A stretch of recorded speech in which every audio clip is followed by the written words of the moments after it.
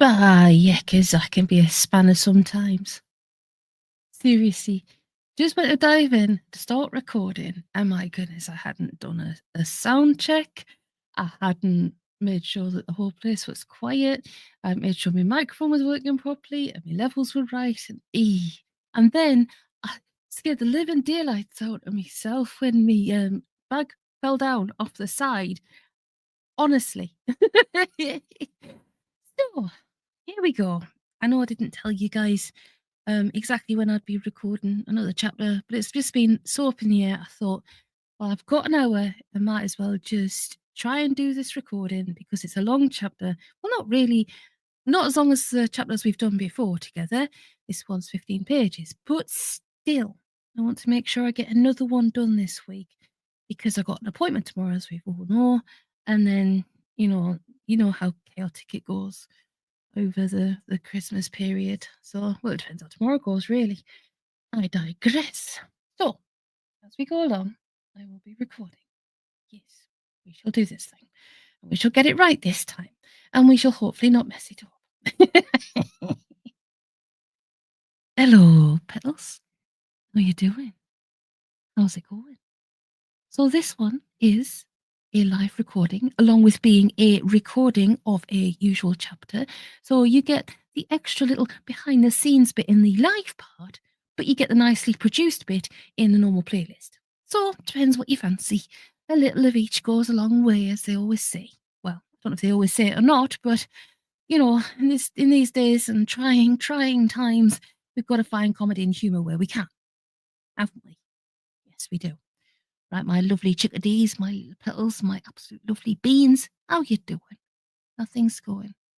I know I'm going to be checking in on you more regularly than usual because I've been flaky as out this year, and I do apologise for that.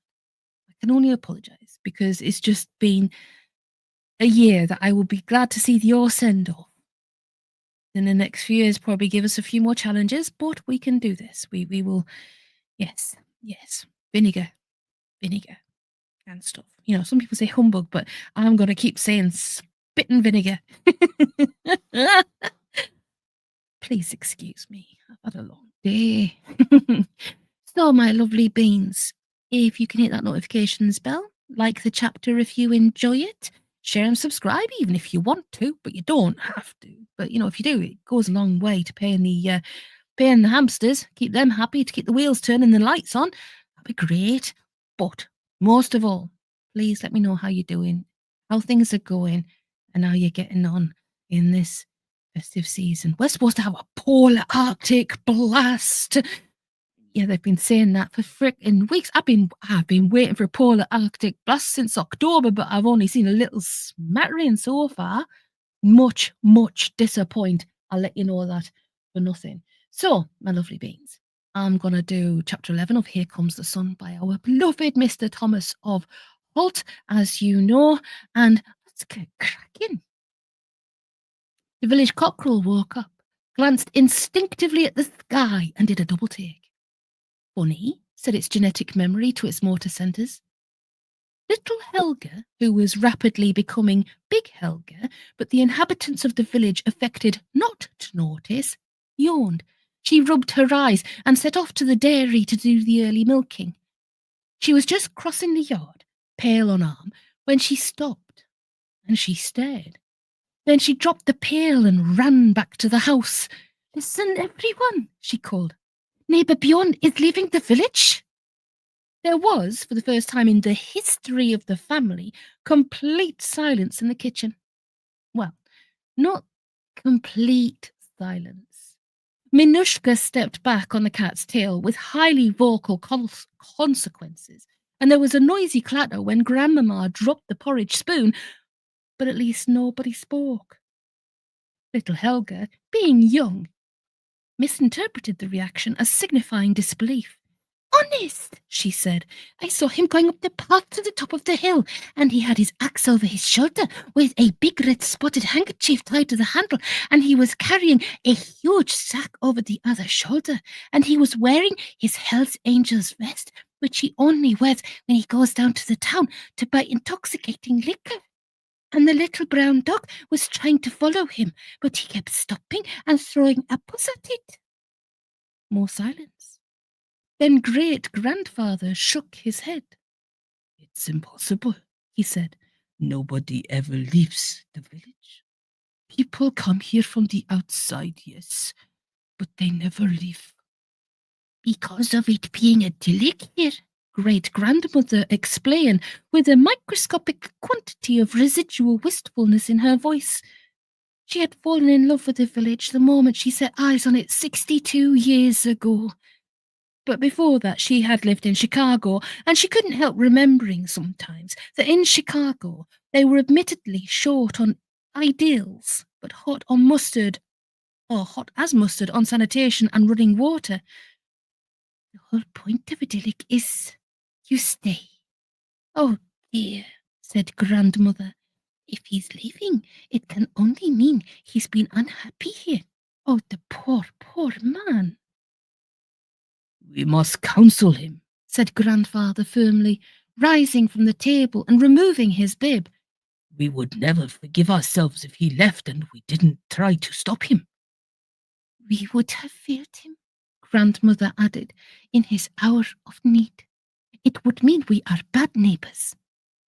Helga lowered her head and peered out of the window. It wasn't easy to see through because the unutterably picturesque leaded panes were so distorted with genuine age that light only squeezed through them after a severe struggle. Do hurry, she said anxiously. He's up to try and find more apples to throw at the little brown dog. If you hurry, you might just catch him.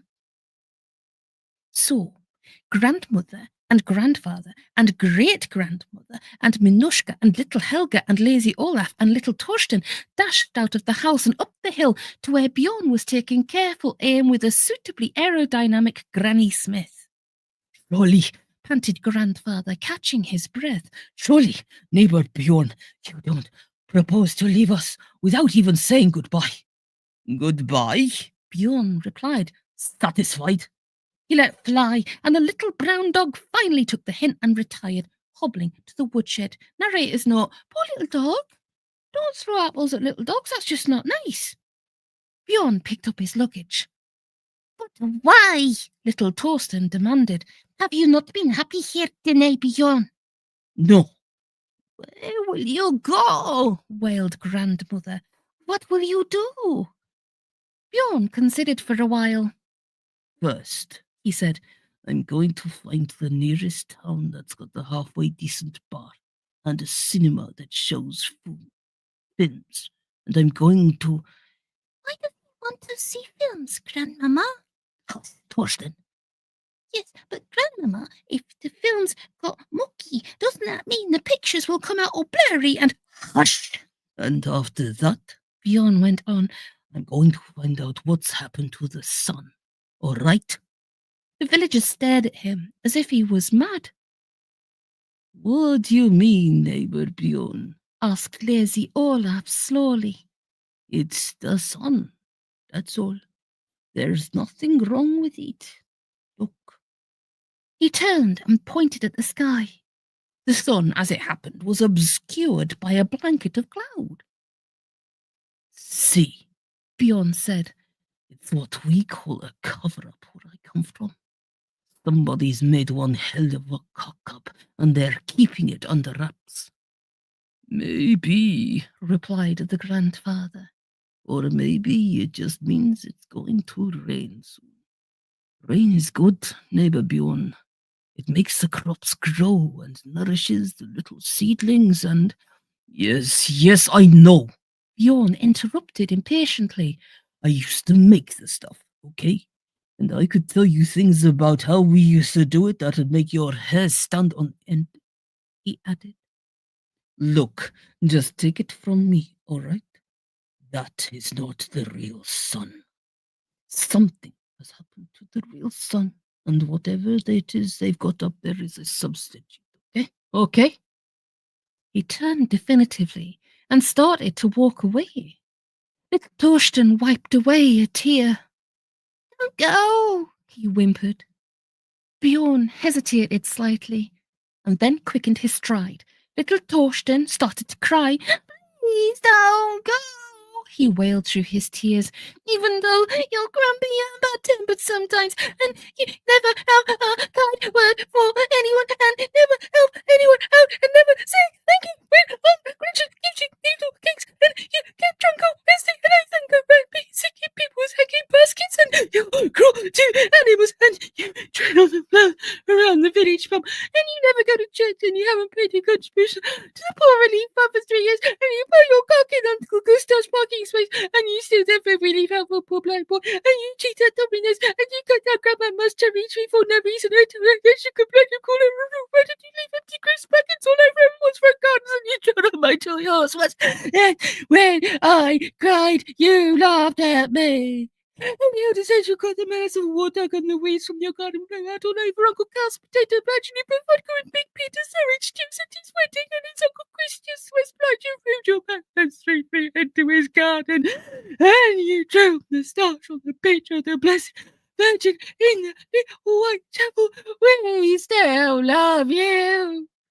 There was a thoughtful silence. "Story time?" said a voice at the back. "He took my bicycle once without asking," said Grandmamma, "and when I found it again, the forks were all bent." "And there's my lawnmower," added lazy Olaf. "When am I going to get that back, I ask myself." "He still hasn't paid for that broken window." "Loud music all hours of the day and night, revving up his chainsaw when people are trying to sleep." Grandfather stooped to pick up an apple lying on the ground in front of him. "Go on," he shouted. "Get on out of it. We can do without your sort round here." He threw the apple. "And if he comes back again," said Grandmamma savagely, "we'll set the dogs on him." The little brown dog, which had come bounding out with his tail wagging, bared his teeth and snarled. Narrator's note: karma. I digress. Halfway up the hill, Bjorn broke into a run. "She's keen, certainly," said the director. "I have high hopes, you know. We need that sort of dedication and commitment in this department." The director's secretary sniffed. "Look," she said, "someone's left the lights on all weekend." "Oh dear," the director replied, fumbling in his pocket for the key. "Wait a moment, though. It's not locked. What on earth?" He pushed open the door carefully and walked into the main office. "Good morning," Jane called out from behind the console. "I worked over the weekend. I hope you don't mind.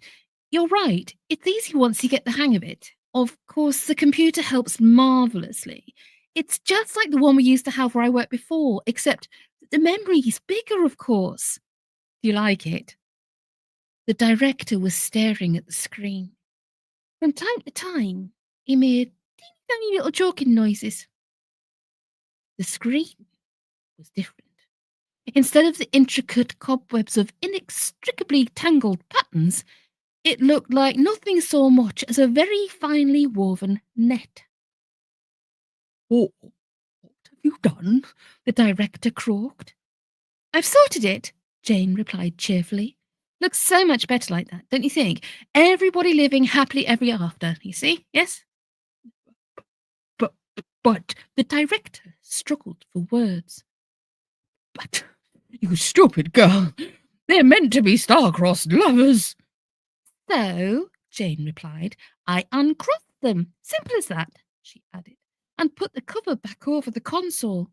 It'll make life so much easier in the long run if people aren't having to cope with shattering emotional crises all over the place.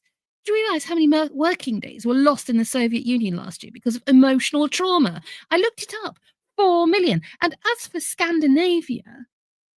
The director collapsed against the filing cabinet, breathing heavily. "You uncross them," he gasped. "My life's work, and you..." He made a noise like a horse whinnying and grabbed at the side of the cabinet for support. His secretary moved across to the desk and sharpened some pencils. "And," Jane went on, "I've programmed the computer to make sure they stay like that. It's much easier that way, you know, and ever so much more efficient. In fact, excuse me. Can't breathe. That's never a good thing to happen, is it? Let's go back a bit.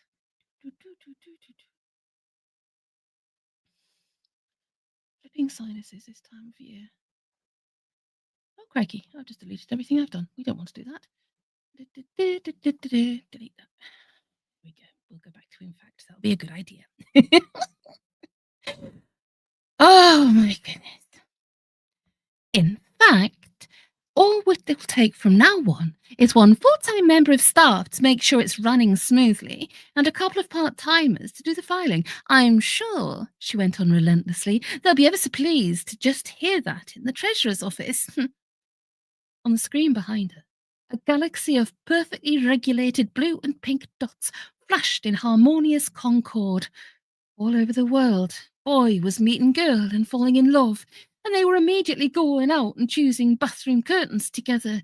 The decorator. Narrator's note. Try that one again. I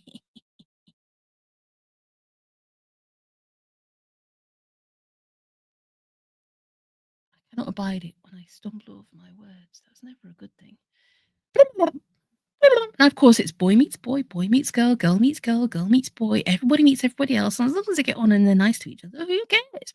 Right, let's try this one again then.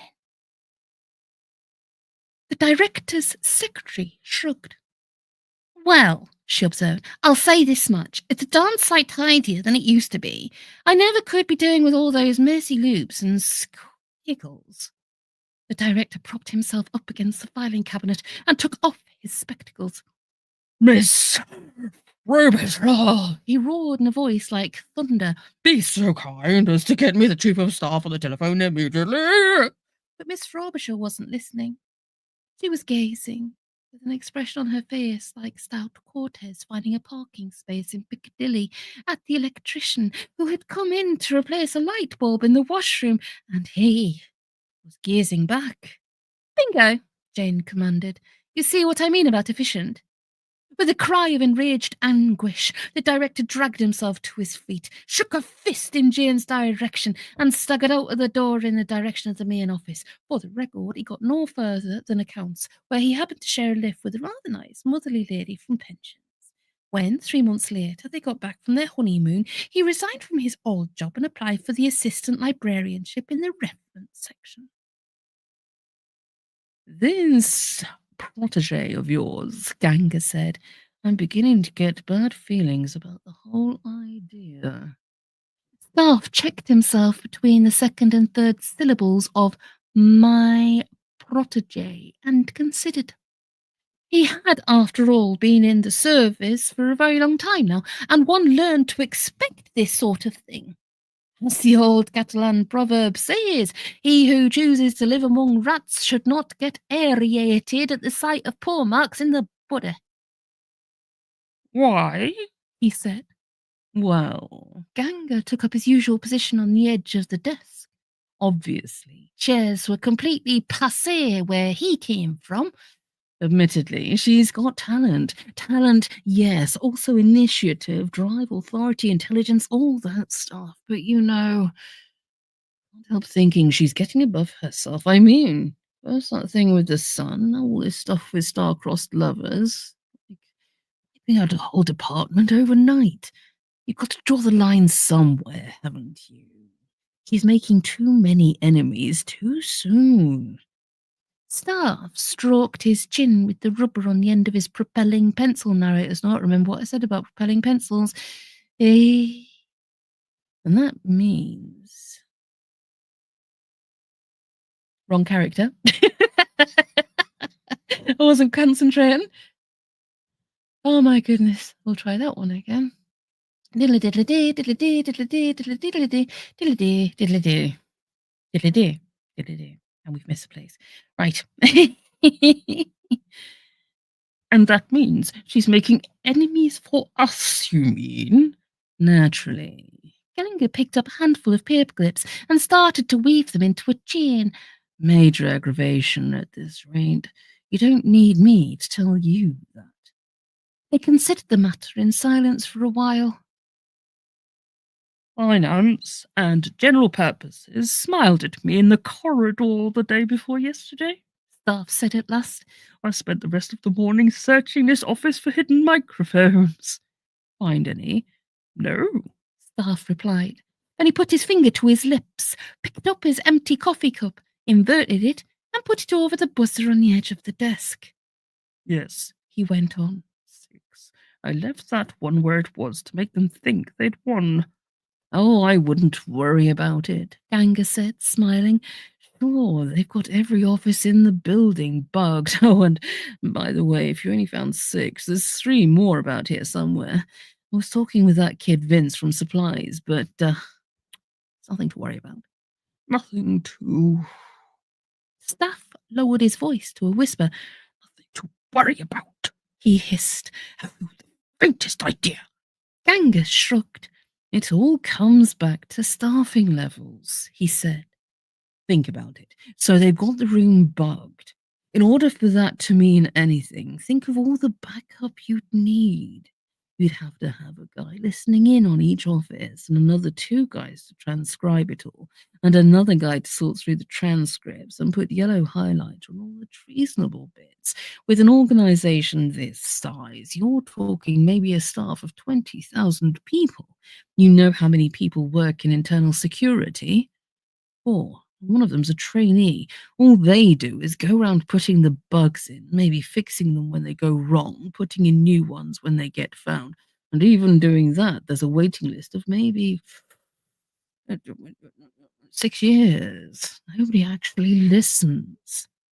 Staff thought for a moment, then rather shamefacedly removed his coffee cup. Even so, he said. Exactly, Ganga replied, leaning forward. Even so, we just can't afford to give those guys any more ammunition than we can help. And this crazy young kid of not mine, Staff couldn't help saying. You found her, remember? Maybe yes, but... And you nagged her into joining. Okay, yes, we're talking details here. It was your idea too. You didn't stop me. There was a frown on Ganga's face, a very incongruous sight, like Genghis Khan in a dinner jacket. That doesn't alter the fact that we've got to be careful. Both of us. It's a good idea. Don't let's screw it up.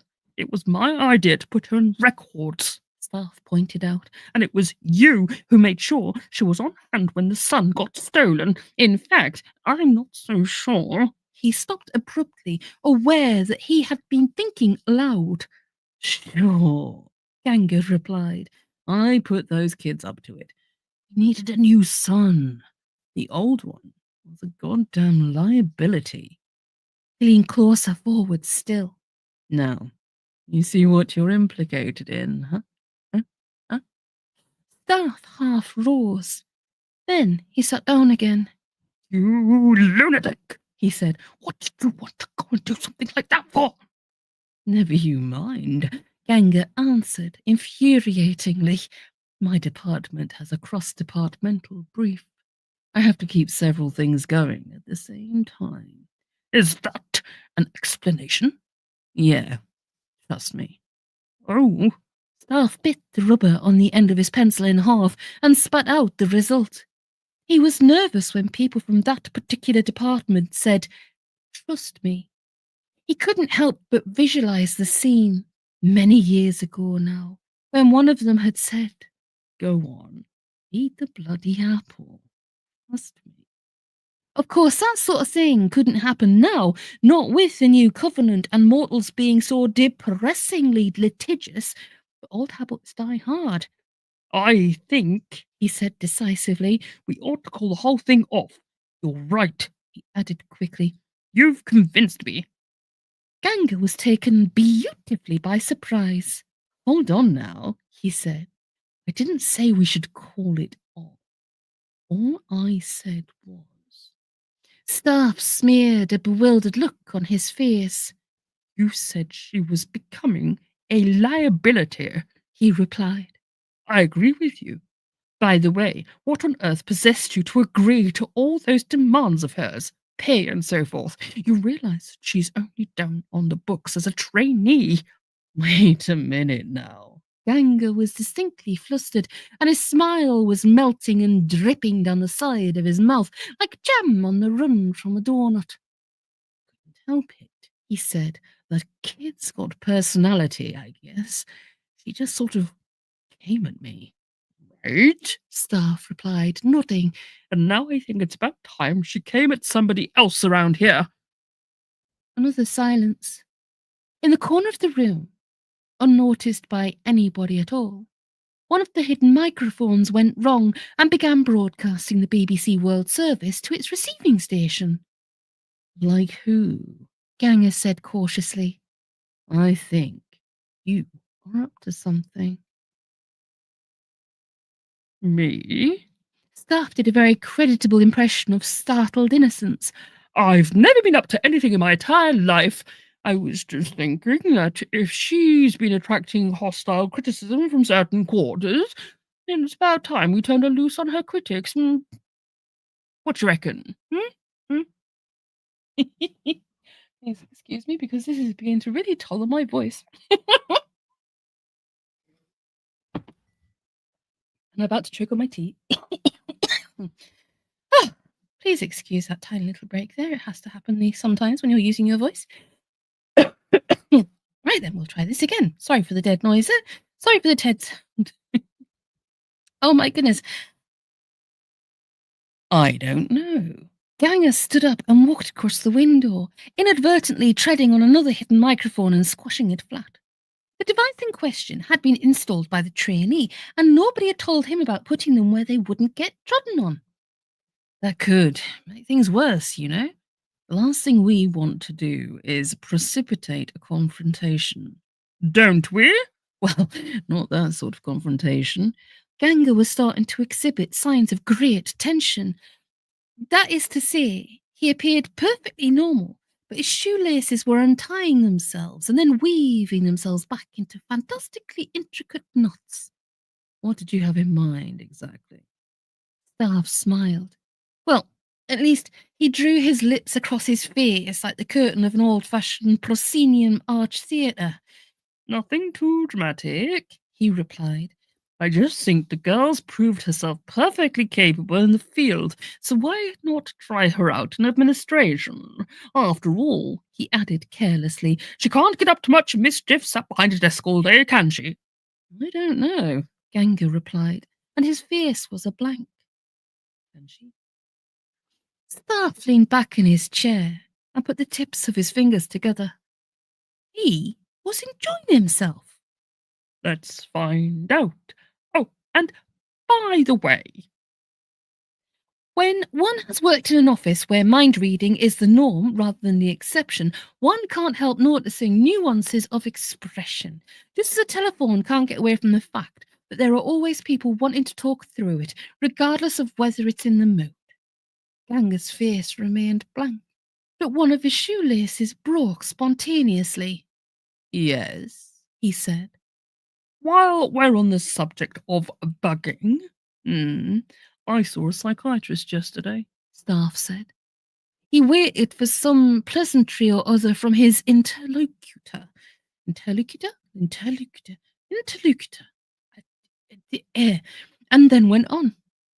I told him, quite untruthfully as it happens, that for the last few weeks I've had this extraordinary idea that somebody's been listening to my thoughts inside my head, I told him. I didn't expect him to take me seriously, of course, but he did.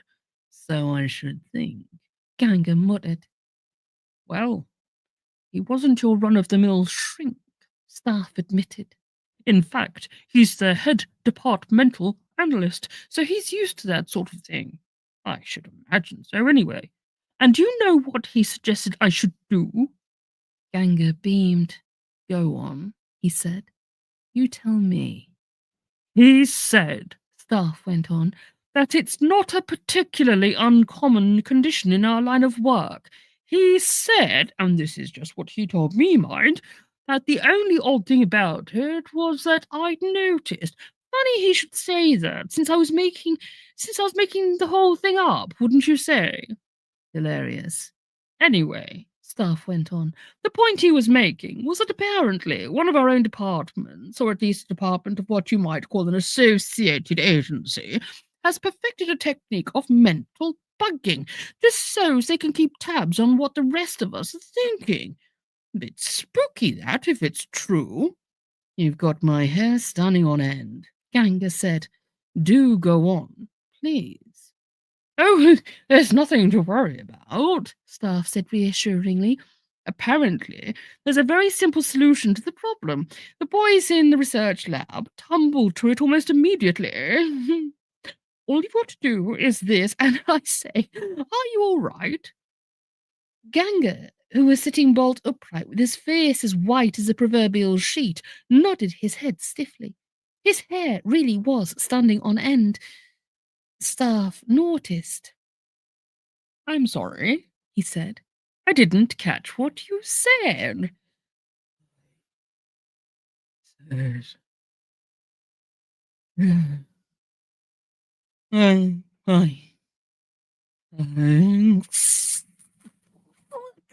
His eyes were bloodshot, and he was starting to vibrate.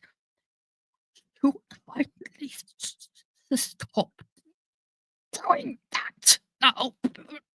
According to my friend the shrink, Staff continued, looking away and affecting not to notice anything unusual, it's just a question of earthing the interloper into one's brainwaves. It's easy once you've got the knack, he says, though how you'd ever know you were doing it right beats me. Still, he says there's enough electricity inside the average person's head to fry an intruder like a sausage. I'm sure he's exaggerating. What do you think? Anyway, Staff said, making a very slight movement, after which Ganga stopped, looking like a cross between a straight-back chair and a pneumatic drill, and slumped onto the floor in a heap. It's just as well nobody's been trying to monkey about with the inside of my head, because he'd know he'd be in a fight if he did. My dear chap, what are you doing on the floor? It's Ganga croaked. I've had, sort of a hard day.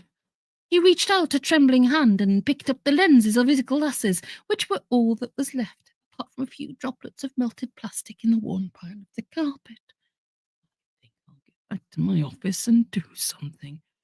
Capital idea, Staff replied. Mind how you go. I will. Ganga lifted himself onto his knees with an effort and crawled to the side of the desk. Want to borrow a comb? Thanks, Ganga mumbled. Don't think I'll have the strength to lift one right now. But maybe I'll take you up on it later. Please yourself, Staff said, picking up a file and opening it. You know what? The one thing that really cheers me up about this whole business is knowing that, come what may, you and I are on the same side. Implicit mutual trust, that sort of thing. It's a great comfort to me, it really is. Cheerio, then. Ciao. Profiteroles, said the Lord High Cardinal. I should live so long. The Count of the Stables winked at him. Go on, he said. Be a devil. He checked himself. Go on, he said. Tomorrow you can have a salad. The Lord High Cardinal shrugged. You convinced me, he said. Oh, there's the supper inglese. Nah, that's for thin people. Come on, go for it. Okay. Right, said the Count of the Stables. About 6 profiteroles. Hey, Rosa, 6 profiteroles over here. I got it, replied the Emperor's sister. Just give me a moment, will you? We've got no help again today. The County Palatine clicked his teeth. You want to get shot of that kid, he said. She's no good to you. Rosa gave him a withering look, the sort of look that scours roses of greenfly and lifts impacted grease off the inside of neglected ovens. You know how hard it is to get help, even crummy help this time of year. You don't. You let me run my business, okay? She scuttled off under a ziggurat of dirty plates. The electors sighed. She works too hard, opined the Lord Treasurer. It's a shame, agreed the Count of the Stables. We should find her a reliable waitress. The Count of the Saxon Shore grunted. Anything that'd improve the service round here would be fine by me. You can get peptic ulcers waiting too long between courses. A match flared at the end of an 8-inch cigar.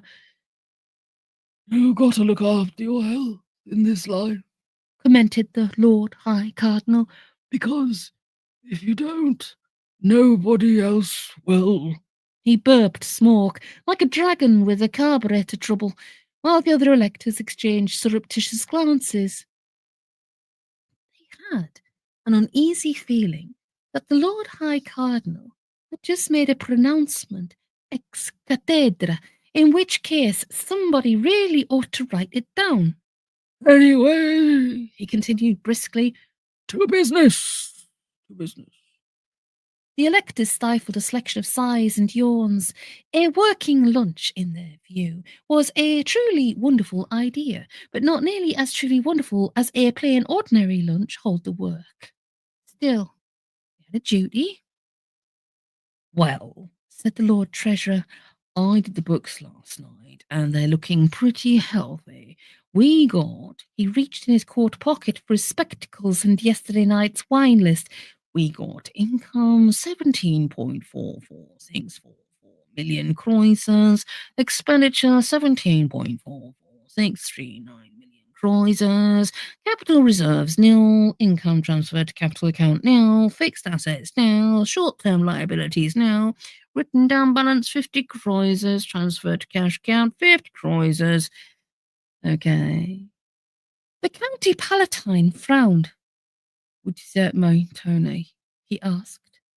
It means, replied the Treasurer with a grin, today we can afford to leave a tip. The electors nodded their approval, and the Lord High Cardinal cleared his throat. Policy review time next, folks, he said. Anybody got anything to say about our policy? I think our policy is just great, Rocky. What do you say, Tony? Yeah, it's a great policy, Rocky. What's the damn grub with the goddamn sweet? Where is she? Okay, the Lord High Cardinal penciled a little tick on the back of the menu. Now then, what's next? What's next? Oh, nuts, I forgot the minutes of the last meeting. Anybody take any minutes? Last meeting. Narrator's not freaking hate minutes. I don't see the point. I don't understand it. Well, the thing is, right? You can do bullet points and you can record it. Simple. You know, it's like if you take too many minutes or you don't take enough minutes, but there's never anything in between. You just want the general gist of what's been agreed. So do bullet points, do the outcome, that's it. Especially when you got to type the flipping things up. Which I did once or twice for the old place I used to work for, which was just the worst place in the world. But anyway, okay. Anybody take any minutes last meeting? Nah. Okay then, approved as drawn. The Lord High Cardinal raised his eyebrows and scratched them with the end of his pencil. That just leaves any other business, guys, he said. Hold on though, he added, as Rosa approached with a tray. Here it comes now. When they had finished any other business, and the Count of the Saxon Shore had had extra any other business with a side order of whipped cream, they sat for a while thinking and breathing heavily until the arrival of the coffee recalled them to the next item on the agenda. Date of the next meeting, said the Lord High Cardinal. Thursday all right with you guys? The electors nodded. Okay. Thursday at 12:15. Meeting closed. Hey, Rosa, where are the toothpicks? I've got a big fat lump of veal gristle lodged behind my bridge work. You want me to choke to death? Yeah. Now, coffee was traditionally taken in silence, or at least without articulate speech, to give the electors an opportunity to ruminate on the decisions they had just taken, and if necessary, review them or supplement them with a brandy or a small shot of grappa. It was, above all, a moment of tranquillity. essential in the headlong life of a monumentally important officer of state. Sometimes, however, something happened to spoil it. For example, the proprietor's sister tripping over her feet and depositing a plateful of tagliatelle verdi on the lap of the Count of the Saxon shore.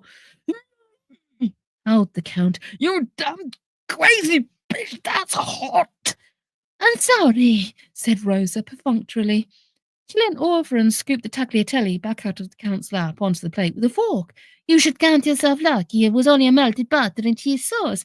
Bechamel sauce on a nice light suit like that, you'd be in real trouble." The Lord High Cardinal raised a caterpillar-like eyebrow. "It's not like you, Rosa," he said. "You've got something worrying you." Rosa sighed. "That waitress," she said. "That so-called waitress. She only calls and says she's handing in her notice on account of she's getting married and moving to Seattle. Some people just don't care." She bustled away to get a hot cloth. The electors looked at each other. "I move," said the County Palatine. "We find Rosa a new waitress. Seconded." "Seconded," replied the Count of the Saxon shore grimly. "As soon as possible. Wearing food isn't me, you know." "Right." The County Palatine frowned. "Anybody know of anybody?" he inquired. "Gotta be somebody good, mind. You know, reliable, honest, intelligent, hard-working, efficient, sure-footed," he added. "Good sense of balance, all that sort of thing."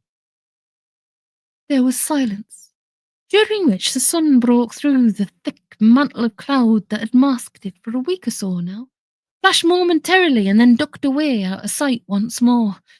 A brief flare of dazzle on the outside of the window seemed to inspire the Lord High Cardinal, for he suddenly clapped his hands together and rubbed them warmly. "Boys," he said, "I know just the person." George sat down at the controls, fastened the safety harness, and switched on the intercom. There was the usual crackle. "Alias 1 to control center. Come in, please. Over," he said, but without conviction. Old Dog screamed every fibre of his being. New tricks. "Control center to Helios 1. You are cleared. Repeat, cleared for commencement of preliminary takeoff procedure in 15 minutes. Over." George growled. Didn't like talking to a computer. Made you feel odd. It was like talking to yourself. Makes you go blind, talking to yourself, so his mother had told him. He blinked a bit. Not, he had to admit, that a lot of it was not an improvement. It worked, for a start. When you wanted to turn left, you just wiggled the stick. You didn't have to lean over and lean your back against the side of the cockpit. In fact, you didn't even have to wiggle the stick. Something called autopilot would do it for you. "I wonder," George muttered resentfully to himself, "how much he's getting a week. Probably non-union, too." "Alias 1 to control center," he intoned. "Commencing pre-takeoff. Check this program. Over." He said it with roughly the same degree of expression and involvement as a forcibly converted Aztec saying the Mass in Latin, and without very much more idea what it was supposed to mean. It was all very well, sure, instead of having some brainless irk of a trainee standing out on the tarmac, hauling on the propeller to get the thing fired up. All he needed to do was press a button, provided, of course, he could remember which button. There were rather a lot of them, and they were all exactly the same shade of red. Well, if things got tricky, you could always ask the autopilot. Narrator's note: airplane, autopilot, one of the best scenes in film history. I digress. Instinctively, he felt behind his seat for his thermos, and then remembered that in the shiny new design there was no convenient little ledges and nooks for secreting personal belongings in. Instead, there was a beverage control monitoring system, which unerringly threw a cup of warm brown water all over him as he was coming into the bumpy stretch above 10:45 a.m. "Oh, am I retired?" he said to himself. "If only they'd let me," he added. "Control center to Helios 1. Scheduled takeoff time -14. 4 minutes. Over." If only George continued to mood. muse. The boy hadn't gone off like that. He had talent for this job, the boy had. Wonder where he was now. There had been a rumour going about the social club that he'd packed in the service altogether and gone off doing some job or other, doing and round and among the mortals. Still, they tended to say that about anybody who went missing for more than a week these days. Perhaps the boy was going to be seconded back now that they've gone and bought this new model. Yeah, natural that, lad. Fly anything, given time and provided nobody minded that what he collided with while he was practicing. As takeoff approached, what was wrong with calling it Dawn, by the way? Dawn had class. But you'd feel a bit of a Charlie talking about a rosy-fingered takeoff or the takeoff coming up like thunder. Something small but hard, like the ball in a pinball machine, started to roll about inside George's head, and maybe it was the faint jolt as the giant machine lifted smoothly into the air that finally gave it the impetus to roll into place. Anyway, roll it did. Wonk.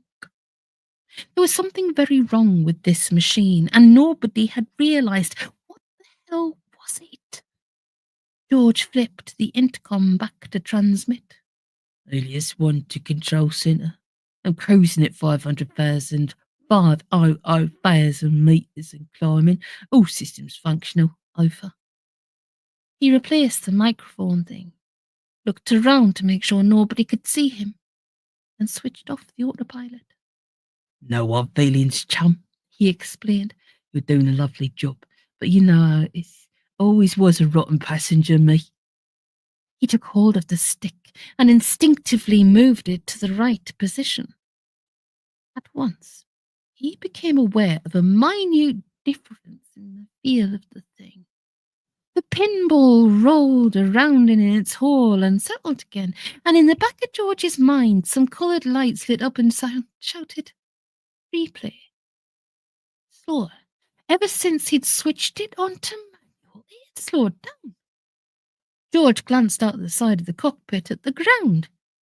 Centuries of practice flying the old sun on manual had enabled him to gauge the airspeed simply by watching the ground, while his brain made a series of subconscious lightning-quick calculations. He knew he was flying at the right speed, just by the way the shadows of the trees below him shortened and lengthened again as he passed over, and yet just now he'd slowed down. It's impossible to confuse deceleration with any other experience in the world, like mashed swede. Narrators know mashed swede and mashed carrots mixed in together with black pepper. Oh, heavenly. There's absolutely nothing you can mistake it for, which meant, "Bugger me," George said, and in spite of himself, he chuckled. It only went to show you do no good by fiddling with things just for the sake of it. It explained everything. The wilting crops, the freakish behaviour of the tides, the fact that the pole star was halfway up the back of Cassiopeia's chair, the friction burns down the left-hand side of the Kalahari Desert, the way his wife always seemed surprised when he got in from work these days. The daft sods have made the damn thing go too fast. So, it would appear that George has worked it out. They've replaced the sun with one that's a little bit faster than the old one was. Cool. Here we go. This is how it's going to go down for Christmas Eve and Christmas Day. So Christmas Eve, we might be on about 10 o'clock.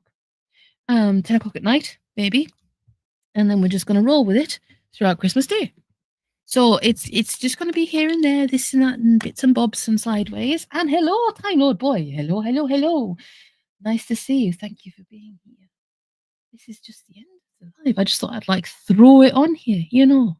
Just kind of like put it on and just, yes. Please excuse me. But yes, I was just coming to the end of the recording. How are you doing? How are things? How's it going? How's life? How are you getting on? Is there a bit of a lag on the goodness gracious me? Is there a bit of a lag on the messages by any chance? I'll tell you what, I'll look at my phone. Isn't it weird how when you're on live, you've got a live chat and everything, sometimes it's easier to actually look at your phone, the live chat, than it is to look at the chat itself. Yes. What do you you think of it? Did you enjoy it? Did you have a good time? Was it good? What am I reading for Christmas? Okay. Right. We've got a plethora of books. Now, obviously, there's been the requests of Oscar Wilde. I think that was you, Time Old Boy, that asked for that one. Let me have a little look at my book list and see where we're at. So I've got Natch. I've got Paddington Does Christmas because, well, you know, Paddington is one of my favourites, so it's got to be. Got Stocking Fillers by Debbie Young. We got J.R. Tolkien, Letters from Father Christmas. We've got Hans Christian Andersen and the Brothers Grimm. We've got German Christmas tales, Scandinavian Christmas tales, and for the Oscar Wilde one, we are doing Bibbidi Bibbidi Boo, Bibbidi Boo, The Happy Prince, I think. Is that the one we're doing? Or are we doing another one? I won't do it. Yeah, I think that's the one we're doing. So there you go. But then again, as I said, it's all open to change. I'll be kind of like coming on, doing a bit, going off, doing a bit, coming on, doing a bit, going off, doing a bit. Just purely because I don't do Christmas really. Yes, there you go. You see, so it is on the list. I have got the compendium anyway. I had to get it on ebook because I've got the best of Oscar Wilde and Edgar Allan Poe. You know, the Barnes and Noble versions, which are very, very pretty, very pretty. But the thing is, you don't want to hear me going flip, flip, flip, flip, flip with pages as I'm recording. So you know, are you doing okay? Are you all right? Is everything tickety boo?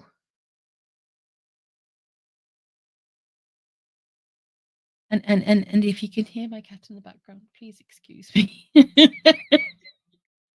Much apologies. And please excuse the background. I haven't quite got it centered right yet. But I've been working on doing the graphics for Christmas as well today. So it's not just kind of like coming on and going beeby leeby leeby. It's all the graphics and the thumbnails and this, that, and the other. Oh my goodness. But as far as it goes, I've done my hour and I'm going to watching Fools and Horses. Do you know something? I have never, ever got into that series in my life, and I think I should do one of these days. I mean, I've watched, you know, on the kind of like Talking Heads, like compilation lists programs that used to be really big in the noughties, you know, where they would kind of like have this best clip of ever, you know, and the one that always rings me bells is either the one where he falls into the bar, where he opens up the bar hatch and he falls in, or the one where they've got the chandelier. I remember that one, but I've never got into the series. I don't know why. I liked Red Dwarf in that era. That was cool. Doctor Who, but I'm not really the biggest fan of TV. Sounds bad, doesn't it? You know, it's kind of like we were limited when I was a kid. So yes. Well, that's the thing. Fools and Horses is definitely on my watch list for one of these days. That it's one of these days. It's on the maybe, might be, could possibly, maybe, potentially one of these days might do. I think it was the fact that he had a yellow car and he used to say "lovely dabbly" that offended my parents somehow. I don't know. I guess they didn't want us to talk like that. I don't. But yes, I think you're right. It's national treasure, absolute national. And I love David Jason. Red Dwarf, Blackadder, yes, yes, absolutely. UK comedy is number one, and same as UK stand up as well. You know, I love comedians like Kevin Bridges, Dara O'Brien, obviously the classics as well, like Jack D. You know, that man's got a sneer and a half on him. No, I don't think you. I don't think it was they didn't like the Cockneys. I think it was just, you know, they didn't like us watching TV. Full stop. Really. They didn't want us to be corrupted. Like, well, you know how it goes. But no, Blackadder, the comic strip, French and Saunders, Saunders. I didn't have a TV till I left home, you know. I didn't have a TV till after home, and when I did get one, it was one of the ones with a little like coat hanger on the top, and it had a dial, and it was black and white, and it had 4 channels on it. Yeah. Hey, back in the day. Showing me age now. Showing me age. But yeah. So I'm gonna go and have some dinner. And I don't know what I'm gonna have for dinner. I think I have some nice coconut soup. Some spicy parsnip and coconut soup. That's nice winter warmer. You know, just chuck some tuna and spinach in it. Nom nom nom. That'd be gorgeous. But as I said, I should hopefully be doing a few more of these throughout the next week, maybe between Christmas and New Year. Just because it's once a year, and what the heck is why not? But yes, so like lots of different books, and as I said, I'll just wing it. If I can do a sort of like a thumbnail of which book I'll be doing on a particular one, I'll do that. But like I said, it depends like how long they are, how long it takes. So thank you. Yes, catch you later. And don't you worry, any time's a good time. Any time's a good time. And I didn't tell anybody what time it'd be and what day it would be, so it's on me. It's my fault, but at least it's here for any time anybody wants to come and have a look see. And I even made a little outro video. So take it easy, stay safe, and I'll catch up with you soon.